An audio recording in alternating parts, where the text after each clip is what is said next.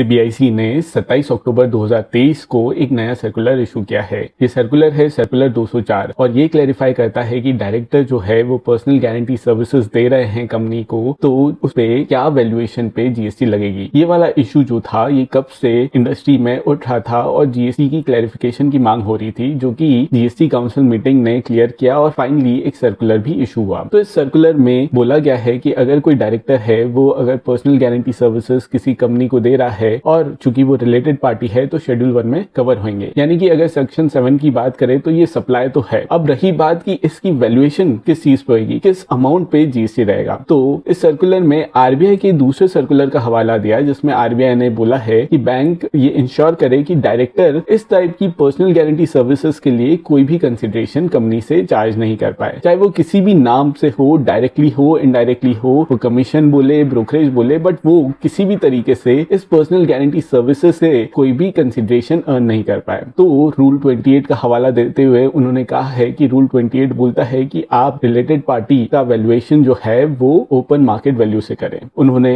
इस सर्कुलर में बोला है कि ओपन मार्केट वैल्यू तो अब 0 हो गई, इस कारण से डायरेक्टर जो अपनी पर्सनल गारंटी सर्विसेज कंपनी को दे रहे हैं उस पर जीएसटी नहीं लगेगा इफेक्टिवली।